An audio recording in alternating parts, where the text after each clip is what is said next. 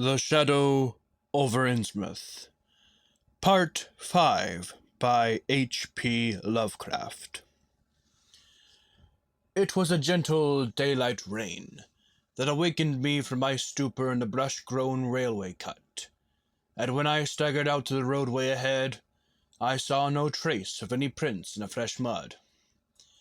The fishy odor, too, was gone. Innsmouth's ruined roofs and toppling steeples loomed up greyly toward the southeast, but not a living creature did I spy in all the desolate salt marshes around. My watch was still going, and told me the hour was past noon.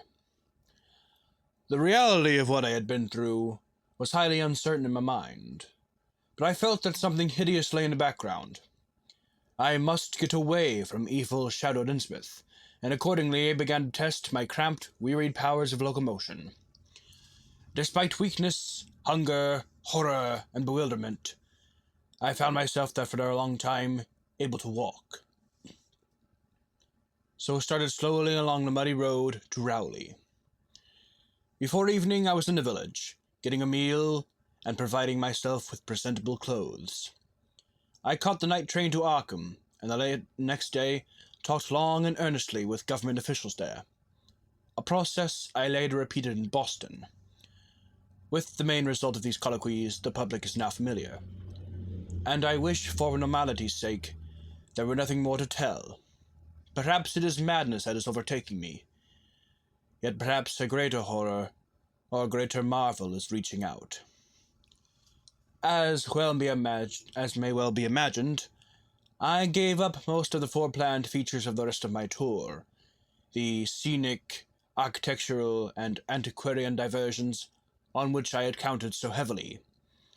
Nor did I dare look for that piece of strange jewelry said to be in the Miskatonic University Museum. I did, however, improve my stay in Arkham by collecting some genealogical notes I had long wished to possess. Very rough and hasty data, it is true, but capable of good use later on when I might have time to collate and codify them. The curator of the Historical Society there, Mr. E. Lapham Peabody, was very courteous about assisting me, and expressed unusual interest when I told him I was a grandson of Eliza Orne of Arkham, who was born in 1867, and had married James Williamson of Ohio at the age of 17. It seemed that the maternal uncle of mine had been there many years before on a quest much like my own, and that my grandmother's family was a topic of some local curiosity. There had, Mr. Peabody said, been considerable discussion about the marriage of her father, Benjamin Orne, just after the Civil War, since the ancestry of the bride was peculiarly puzzling. That bride was understood to have been an orphaned Marsh of New Hampshire, a cousin of the Essex County Marshes, but her education had been in France, and she knew very little of her family.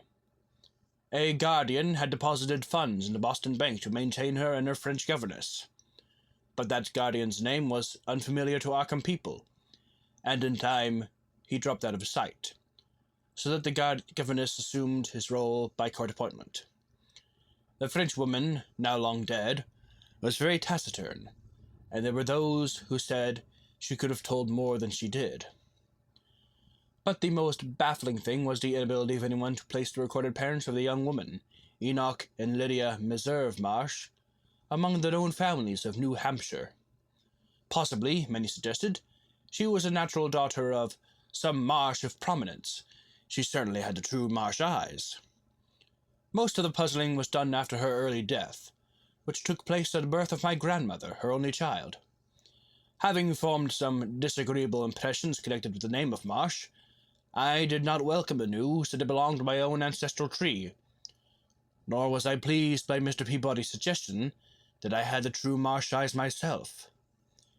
However, I was grateful for data, which I knew would prove valuable, and took copious notes and lists of book references regarding the well-documented Orne family. I went directly home to Toledo from Boston, and later spent a month at Maumee, recuperating from my ordeal. In September, I entered Oberlin for my final year, and from then till the next June was busy with studies and other wholesome activities, reminded of the bygone terror only by occasional official visits from government men in connection with the campaign which my pleas and evidence had started.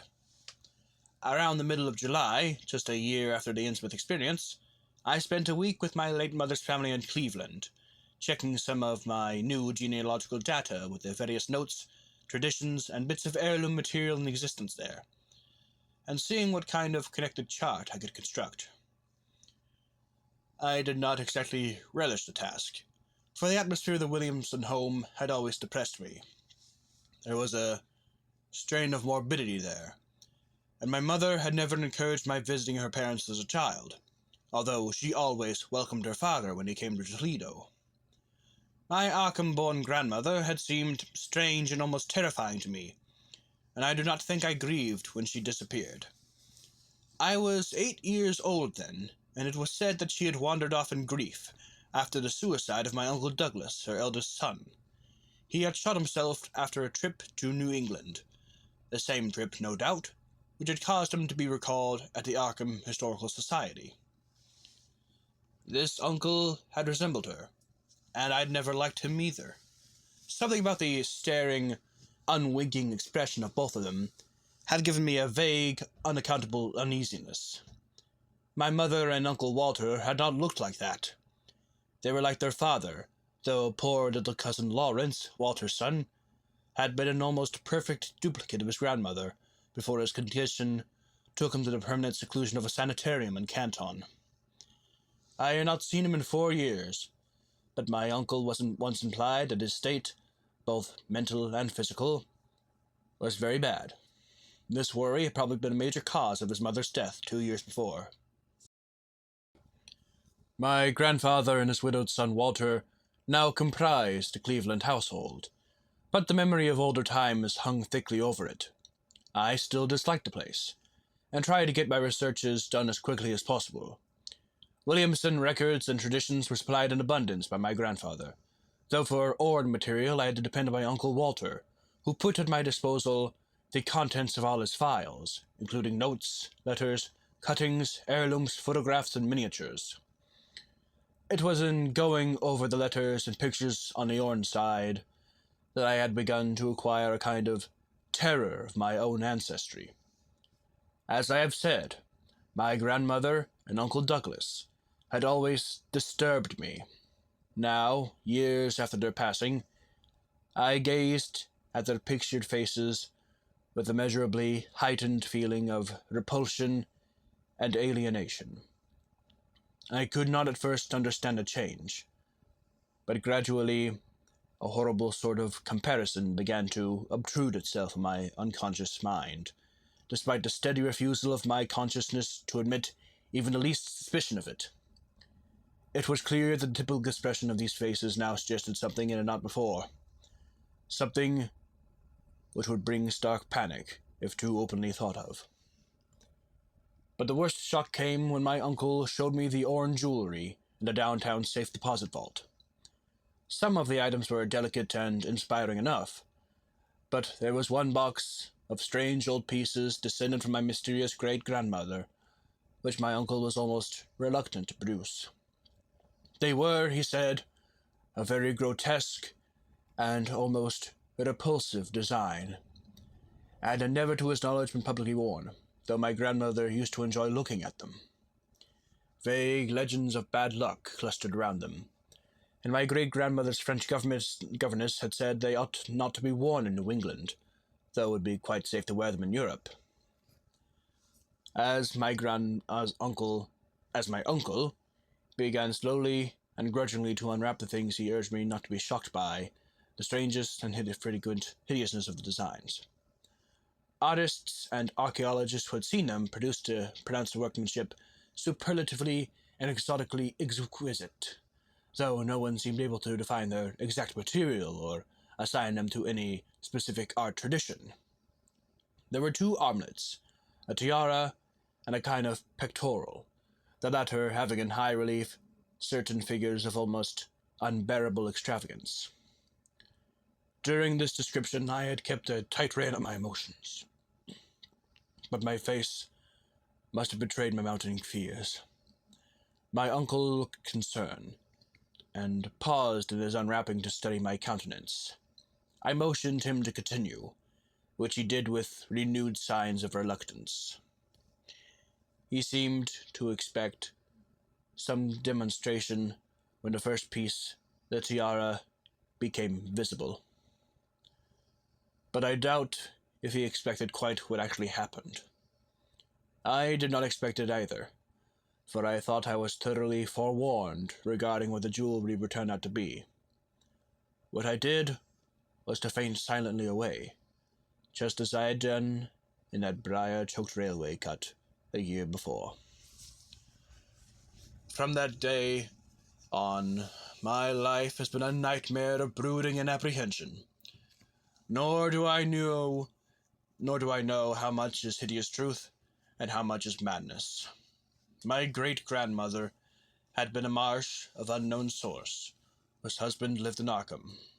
And did not old Zadok say that the daughter of Obed Marsh, by a monstrous mother, was married to an Arkham man through a trick? What was it the ancient toper had muttered about the likeness of my eyes to Captain Obed's? In Arkham, too, the curator had told me I had the true Marsh eyes. Was Obed Marsh my own great-great-grandfather? Who or what, then, was my great-great-grandmother? But perhaps this was all madness. Those whitish gold ornaments might easily have been bought from some Innsmouth sailor by the father of my great-grandmother, whoever he was. And that look in the staring-eyed faces of my grandmother and self-slain uncle might be sheer fancy on my part. Sheer fancy, bolstered up by the Innsmouth shadow, which had so darkly colored my imagination. But why had my uncle killed himself after an ancestral quest in New England? For more than 2 years, I fought off these reflections with partial success. My father secured me a place in an insurance office, and I buried myself in routine as deeply as possible. In the winter of 1930-31, however, the dreams began. They were very sparse and insidious at first, but increased in frequency and vividness as the weeks went by. Great watery spaces opened up before me, and I seemed to wander through Titanic sunken porticos and labyrinths of weedy cyclopean walls with grotesque fishes as my companions. Then the other shapes began to appear, filling me with nameless horror the moment I awoke. But during the dreams, they did not horrify me at all. I was one with them, wearing their unhuman trappings, treading their aqueous ways, and praying monstrously at their evil sea-bottom temples. There was much more than I could remember. But even what I do remember each morning would be enough to stamp me as a madman or a genius if I ever dared write it down. Some frightful influence, I felt, was seeking gradually to drag me out of the sane world of wholesome life into unnameable abysses of blackness and alienage, and the process told heavily on me. My health and appearance grew steadily worse, till finally I was forced to give up my position and adopt the static, secluded life of an invalid. Some odd nervous affliction had me in its grip, and I found myself at times almost unable to shut my eyes. It was then that I began to study the mirror with mounting alarm. The slow ravages of disease are not pleasant to watch, but in my case there was something subtler and more puzzling in the background. My father seemed to notice it too, for he began looking at me curiously and almost affrightedly. What was taking place in me? Could it be that I was coming to resemble my grandmother and Uncle Douglas? One night, I had a frightful dream, in which I met my grandmother under the sea. She lived in a phosphorescent palace of many terraces, with gardens of strange leprous corals and grotesque Brachia deflorences, and welcomed me with a warmth that may have been sardonic. She had changed, as those who take to the water change, and told me she had never died. Instead, she had gone to a spot her dead son had learned about, and had leaped to a realm whose wonders, destined for him, he had spurned with a smoking pistol. This was to be my realm too. I could not escape it. I would never die, but would live with those who had lived since before man ever walked the earth. I met also that which had been her grandmother. For 80,000 years, Pethlathi had lived in Yohannathle, and thither she had gone back after Obed Marsh was dead. Yohannathle was not destroyed when the upper earthmen shot death into the sea. It was hurt, but not destroyed. The deep ones could never be destroyed, even though the Paleogean magic of the Forgotten Old Ones might sometimes check them. For the present, they would rest, but someday, if they remembered, they would rise again for the great tribute great Cthulhu craved. It would be a city greater than Innsmouth next time. They had planned to spread, and had brought up that which would help them, but now they must wait once more. For bringing the upper earthmen's death, I must do a penance, but that would not be heavy. This was a dream in which I saw Shoggoth for the first time, and the sight set me awake in a frenzy of screaming. That morning the mirror definitely told me I had acquired the Innsmouth look. So far, I have not shot myself as my Uncle Douglas did. I bought an automatic and almost took the step, but certain dreams deterred me.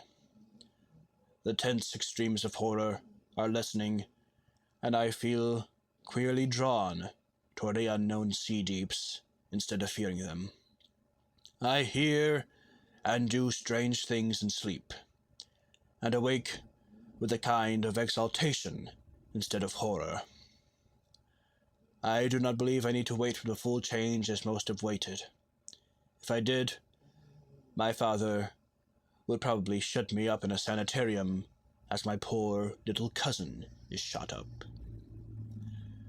Stupendous and unheard of splendors await me below, and I shall seek them soon. Ja, Rilje, Cthulhu Dagen, ja, ja. No, I shall not shoot myself. I cannot be made to shoot myself. I shall plan my cousin's escape from that Canton madhouse, and together we shall go to marvel-shadowed Innsmouth. We shall swim out to that brooding reef in the sea, and dive down through black abysses to Cyclopean and many-columned Yohannathle. And in that lair of the deep ones, we shall dwell amidst wonder and glory forever.